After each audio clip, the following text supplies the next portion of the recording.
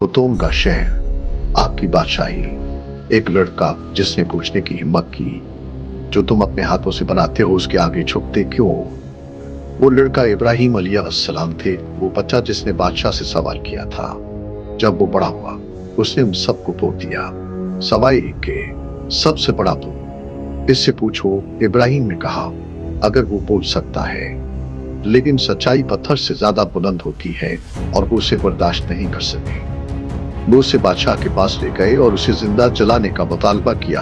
वो रोए, कितनी शदीद आग, परिंदे इसके ऊपर आसमान से गिरे, शोले इतने बुलंद हैं कि आसमान को छू सकते हैं। उसे फेंकने का हुक्म दिया, लेकिन जिस लम्हे वो गिरे, अल्लाह ने फरमाया, ए आग इब्राहिम के लिए ठंडक और सलामती बन जा। और आग ने इताअत की, शोले हम बन गए, गर्मी हल्की हो गई। दुनिया ने एक आदमी को आग से बाहर निकलते देखा, उन्होंने निकाल दिया, अकेला, बेघर, लेकिन बेवफा नहीं। वो जहां भी गया, बाबुल, शाम, फलस्तीन, मिस्र, उसने एक पैगाम दिया, अल्लाह के सिवा कोई माबूद नहीं। इसके बुढ़ापे में अल्लाह ने इसे एक मुजज़ा दिया, एक बेटा इस्माइल अलैहिस्सलाम। लेकिन बरकतों के साथ मुश्किल तरीन इम्तिहान आया।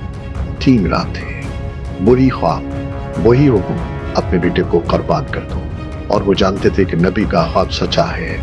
उनके हाथ कांप रहे थे, लेकिन उनके दिल ने कहा कि वादा पूरा करो। इस्माइल ने कहा, बाजी जैसा अल्लाह फरमाता है वैसा करो। और जब छरी उसके गले को लग गई, अल्लाह ने पुकारा, तुमने ख्वाब पूरा कर दिया।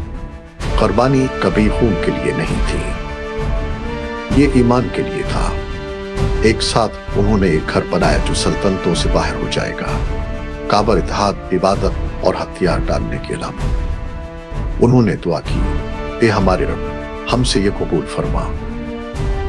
आग, जलावतनी और कुर्बानी के जरिए वो कभी नहीं डगमगाए और अल्लाह ने उन्हें चुन लिया। तरहकीकत इब्राहिम एक कौम थे वफादार और फरमान बरदार, वो शख्स जो आग से गुजरा और अल्लाह का दोस्त बन गया। ईमान वहां से शुरू होता है जहां खौफ खत्म होता है।